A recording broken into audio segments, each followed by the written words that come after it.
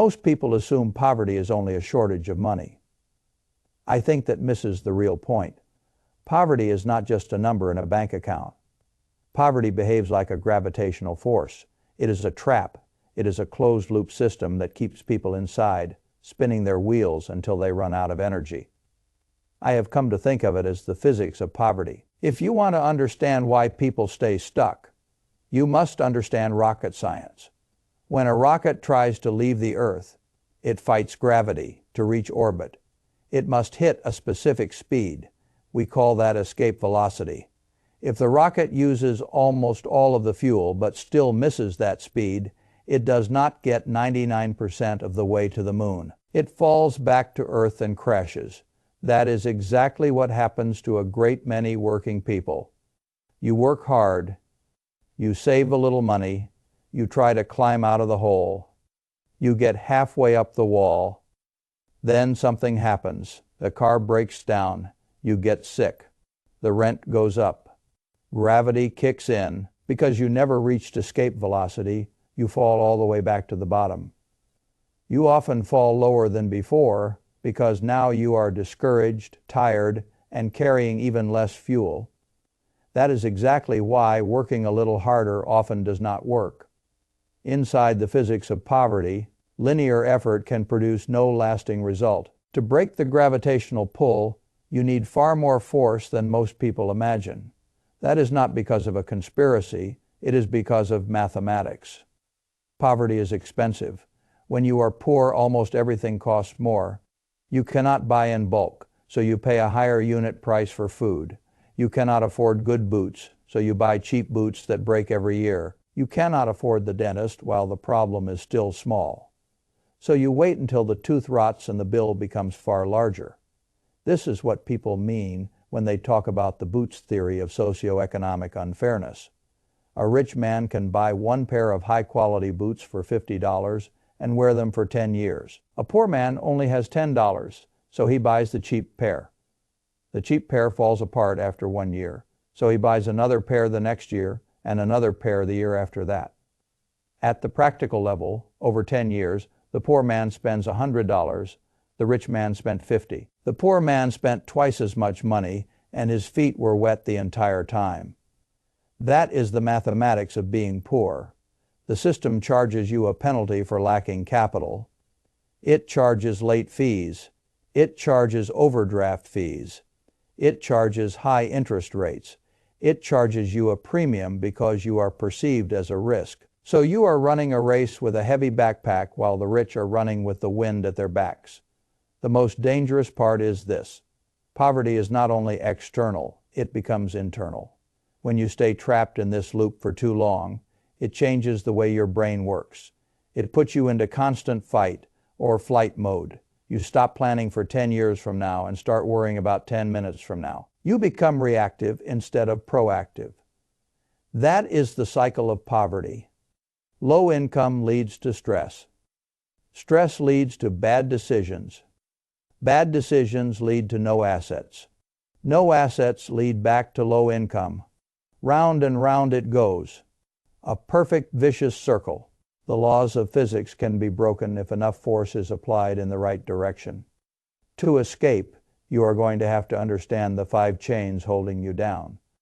The scarcity tax that drains your brain, the dopamine trap that steals your cash, the linear income trap that wastes your time, the social gravity that pulls you back into the bucket, the compound void that keeps you standing on the wrong side of the engine of wealth.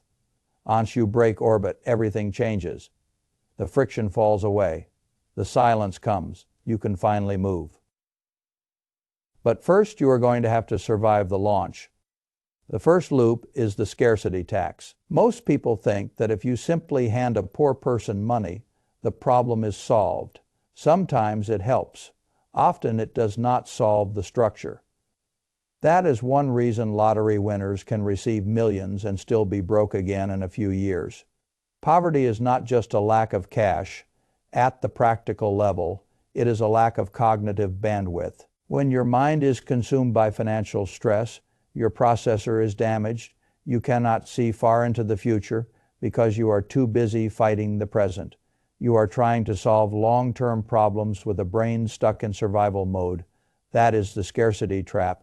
When your bandwidth is limited, your decisions become worse. You take the high-interest payday loan because you need cash now. You buy the unhealthy food because it is cheap and fast. Now, it is not always stupidity. Very often, it is exhaustion. And the system knows how to exploit exhaustion. That is exactly why the first move is so plain. Build a cash buffer. Your first financial goal is not to get rich. It is not to buy a house. It is not to invest in the stock market. Your only goal at first is to save $1,000 or even $500, if that is where you have to begin. Put it in a separate account and do not really touch it.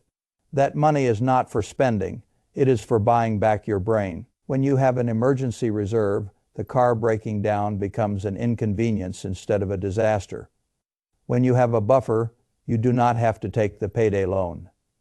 You stop paying the scarcity tax on every emergency. You stop reacting to every disruption and start managing it. That $1,000 buys something more valuable than gold. It buys cognitive bandwidth. It gives you back sleep. It lets you look up from the ground and finally see the horizon. Most people try to jump straight to investing. That is a mistake. They are trying to build a skyscraper on a swamp. You have to drain the swamp first. You have to build the cash buffer first. You have to buy the boots that last 10 years first. Yes, it requires sacrifice. Yes, it requires pain for a few months. You may have to live like a monk for a while. But you are doing it for a reason. You are buying your independence from the scarcity tax. The second loop is the dopamine trap. This is the emotional one. People say, if you are poor, why do you have the newest phone? Why do you buy expensive sneakers? Why do you eat out when you have groceries at home? At the practical level, it is easy to judge from the outside. It is harder to understand the biology. When you are trapped in the cycle of poverty, life hurts. Your stress is constantly high. You feel small. You feel invisible. Your brain is screaming for relief. It is screaming for a win. So when you walk into a store and buy the new pair of shoes or the branded handbag, your brain releases dopamine. For a few minutes, the pain goes away. For a few minutes, you feel successful. For a few minutes, you feel like you matter. That is not ordinary spending. That is self-medication. You are using consumption as an anesthetic to numb the pain of your reality. But that is the trap. The relief is temporary. The debt is not. The dopamine fades in 20 minutes. The credit card bill can last for years. That is one of the fundamental differences between how struggling households and affluent households often use money. The poor often see money as a way to buy relief or pleasure. The rich are more likely to see money as a way to buy freedom. When a poor person gets $500, he often asks what he can buy with it. When a rich person gets $500, he is more likely to ask how he can invest it. This is assets versus liabilities. An asset puts money in your pocket. A liability takes money out. If you buy a designer purse, that is a liability. If you buy a share of stock, that is an asset. It keeps working while you sleep. Most people in the low-income trap are drowning in liabilities. They have the nice car, the nice clothes, the subscriptions, the gadgets. They look rich, but they are bleeding wealth every day. They are feeding the dopamine monster while starving their future. So how do you break this loop? You need a detox. You need monk mode, not forever. A temporary reset. For a period of time, you cut everything. You cancel what is unnecessary. You stop eating out. You stop buying clothes. At the practical level, you stop paying for little emotional rewards. You strip life down to food, shelter, and basic transport. It will be boring. It will be hard. People may laugh at you, but you must tell yourself the truth. I am not poor. I am in training. When you stop getting dopamine from spending, your brain starts to rewire itself. You begin finding satisfaction in seeing the bank account grow. You begin getting a different kind of dopamine, the dopamine of control. Once you realize you do not need the new phone to feel alive, You become dangerous, you become free. Because the system can no longer manipulate you with shiny objects. You have broken the addiction. The third loop is the linear income trap. Most people are taught a simple equation: time equals money. If you want more money, work more hours. Get the second job. Work overtime, drive for Uber on the weekends. But there is a fatal flaw in that equation. Time is finite. You only have 24 hours in a day and your body has limits. That means your income is mathematically capped. Your expenses are not. This brings us to one of the silent killers of the working class: inflation. Inflation is a tax on people who sell their time. When money is printed and prices rise, bread costs more and gas costs more. But wages still do not adjust immediately.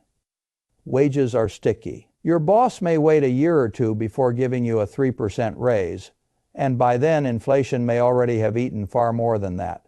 So you are running up a down escalator. You work harder, you miss your child's birthday, you damage your health, and at the end of the year you can be poorer than when you started. You cannot win that game simply by playing harder. You have to change the game. You have to stop selling time alone and start selling value. That is how you build a skill stack. Most people try to become the best at one crowded thing. That is hard and crowded. At the practical level, a better move is often to become pretty good at 2 or 3 unrelated skills and combine them. That is how someone like Scott Adams became unique. He was not the best artist, not the funniest writer, not the best businessman, but he was good at all 3, and the combination made him unusual. If you are a low-income worker, plainly, do not just get a second job flipping burgers. That is more linear income. Use your monk mode time to learn a second skill. If you work construction, learn sales. Now you are not just labor. You are a contractor who can close deals. If you are a waiter, learn copywriting. Now you are not only carrying food. You can also design menus that sell high-margin items. You must become a double threat. When you stack skills, you detach your income from your hours. You become harder to replace. You become an asset rather than a commodity. The market pays for rarity more reliably than it pays for effort. If you can be replaced by a teenager or a robot in a week, you will remain vulnerable. You have to build a moat around your income. That moat is your skill stack. The fourth loop is social gravity. This may be the hardest chain to break. There is an old saying that you become the average of the 5 people you spend the most time with. There is a lot of truth in that. If your closest friends are broke, cynical, and unambitious, that environment will shape you. Human beings are imitation machines. We copy the language, behavior, and mindset of the tribe around us. So if you are trying to escape poverty while surrounded by people who have accepted poverty, you are fighting a very hard battle. And that is why the crab bucket image matters. Put 1 crab in a bucket, and it may crawl out. Put 10 crabs in the same bucket, and when one tries to escape, the others pull it back down. They do not do it because they are all evil. They do it because your success makes them feel unsafe. Your escape highlights their imprisonment. When you start monk mode, when you start saving money, when you start learning new skills, your old friends may not applaud. They may attack. They may tell you to relax. They may say you think you are better than them. They may say the game is rigged, so why bother? That is the sound of social gravity. That is the bucket trying to keep you inside. So you must protect your mind. At the practical level, I am not saying you must be cruel to the people you love. I am saying you cannot let poisonous inputs occupy your whole day. You need a better tribe, and because you live in the age of the internet, that tribe does not have to live next door. You can spend your time with better minds through books, interviews, biographies, and lectures. You can read Munger. You can read Einstein. You can read the greatest builders in history. When you do that, you are downloading a new operating system into your brain. You are choosing better standards. You are choosing better mirror neurons. A new mental neighborhood often comes before a new physical neighborhood. The fifth loop is the compound void. This is the engine of wealth. If you are trapped in the cycle of poverty, you are probably standing on the wrong side of this equation. You are paying compound interest. You have credit card debt at 20%. You have car loans. You have student loans. The math is working against you. Every day you wake up, you are poorer than the night before, even if you did not spend a dime. You are paddling upstream, and the current is stronger than your arms. The wealthy are on the other side. They earn compound interest. They own the S&P 500. They own real estate. They own businesses. Every day they wake up richer than the night before, even if they slept all day. That is the snowball effect. If you want to escape low income, you must stop being the person who pays interest and start becoming the person who earns it. You must cross the line. How do you do that? You follow 3 stages of escape. Stage 1 is survival. This is where you stop the bleeding. You cut expenses to the bone. You use your monk mode savings to pay off high-interest debt. You kill the vampire that is sucking your blood. Stage 2 is accumulation. This is where you start buying assets. At the practical level. Not a house you cannot afford. Not a car you cannot sustain. I mean cash-producing assets. Take $10 a day, just $10, and put it into a low-cost index fund. Ignore the noise. Ignore the flashy trends. Buy a piece of the economy and let it grow. You are building your own snowball. It will look small at first. It will even look pathetic. You must trust the math. Stage 3 is independence. This is the moment when your assets generate enough cash flow or support to cover your basic survival needs. This is escape velocity. This is the moment you break the gravitational pull. This is the moment you no longer have to sell your time just to stay alive. This is when you finally have options. This is when you have dignity. If I review the whole cycle of poverty, I see the same 5 chains: the scarcity tax, the dopamine trap, the linear income trap, the social gravity, the compound void. These are the chains that bind people. But remember this: chains may be made of metal. The strongest ones are forged in the mind. The door to the cage is not locked forever. The system wants you to stay inside. Your friends may want you to stay inside. Your own fear certainly wants you to stay inside. But the physics can still work in your favor. You have the map. You only need the courage to walk out. For that reason, the trap feels so demoralizing. The person inside it is not only losing money, he is losing momentum.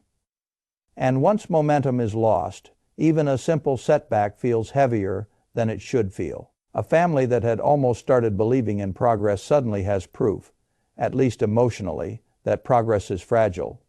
That emotional cost is part of the mathematics too. Discouragement changes behavior. Fear changes timing. Exhaustion changes judgment. All of those things make the next mistake more likely. That is one reason I believe poverty should be discussed with more precision. At the practical level, people talk about it morally when they should often talk about it mechanically.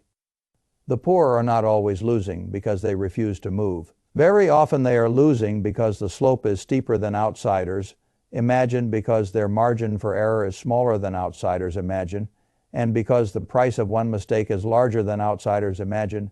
When you finally see that clearly, a lot of cheap advice starts to sound cheap.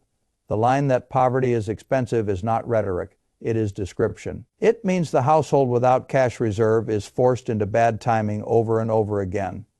It means the person who could not afford the larger package pays more per S-heat, more per ounce, more per M-onth, and more per year. It means the household that could not afford durable quality is sentenced to repeated replacement. It means weakness is not only painful, weakness is billable. This is why a cash cushion matters so much. Most people hear the phrase emergency fund and think it sounds small. I believe the first reserve is one of the biggest psychological upgrades a household can buy. $1,000 does not solve all of life. It does something more foundational than that. It interrupts panic. It reduces the number of decisions that have to be made from fear. It gives the household one precious ability that poor households often lack. It gives them the ability to pause. That pause changes everything. A person who can pause can compare. A person who can compare can choose. A person who can choose can finally act like a planner instead of a victim of the next interruption. And that is how the scarcity tax begins losing some of its power. The poverty cycle is not broken in one leap. It is weakened chain by chain. The dopamine trap is weakened the same way. I believe many people underestimate how humiliating a trapped life can feel. When a person feels overlooked long enough, the desire to buy some visible symbol of worth becomes very strong. A nice object can feel like a correction. It can feel like proof that you are not invisible. It can feel like evidence that you are not losing. That is exactly why this kind of spending can look irrational to outsiders and still feel emotionally necessary to the buyer. But necessity is not the same as usefulness. That is where discipline enters. Discipline is not mainly self-punishment. It is choosing not to buy one evening of relief with 2 years of monthly obligations. Discipline is choosing not to let a temporary emotional need become a long-term financial wound. It is choosing not to let identity be rented from brands, financed cars, and little performances of status. That is one reason monk mode can be so powerful. It is not only about cutting costs, it is about changing the source of reward. If the brain can stop celebrating the shopping bag and start celebrating the growing reserve, then the whole inner economy shifts. Savings starts feeling satisfying. Debt reduction starts feeling satisfying. Simplicity starts feeling satisfying. Once that happens, the market loses one of its easiest ways to manipulate a person. The linear income trap has a similar cruelty. It flatters effort while quietly exhausting the worker. A person can feel honorable because he is working nonstop and still be losing ground in real terms. That makes the trap emotionally deceptive. The worker feels productive. The household feels stretched. Both things are true at once. The effort is real. The result is weak. And that is why the equation has to be changed. The skill stack is not just a career trick. It is a survival strategy. It is how a person increases the value of the hour without increasing the number of hours forever. It is how a worker begins to convert labor into leverage. It is how income begins to rise without demanding a matching increase in exhaustion. Once that shift starts, the household finally gains room to do something more than merely endure. That room is precious, because room is what allows ownership. Without room, all money is spoken for before it even arrives. With room, a little capital can finally be directed toward an asset instead of toward another emergency. And then the compounding equation starts to change. The social gravity section matters because almost no one climbs alone. A person may understand the math perfectly and still be dragged backward by the emotional pressure of a weak environment. If everyone near you mocks discipline, then discipline begins to feel like arrogance. If everyone near you worships appearances, then a plain life begins to feel like failure, even when it is financially wise. This is why the environment around the mind has to be treated as part of the budget. Bad inputs create bad decisions just as surely as high-interest debt does. At the practical level, a better tribe does not always arrive immediately in physical form. Sometimes it begins as a reading habit. Sometimes it begins as a voice in an interview. Sometimes it begins as a biography that gives a person a more mature standard than the one available in the room around him. That may sound abstract. It is not abstract. Inputs become thoughts. Thoughts become standards. Standards become behavior. Behavior becomes outcomes. For that reason, better ideas are not a luxury purchase. They are part of the escape plan. Then finally, the household reaches the compound void. This is where everything either starts helping or keeps hurting. A family that keeps paying 20% interest is not simply servicing debt.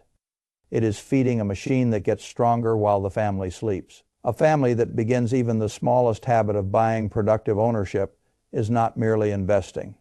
It is beginning to move to the better side of a machine that also gets stronger while the family sleeps. That is one reason stage 1 matters. That is exactly why stage 2 matters. For that reason, stage 3 matters.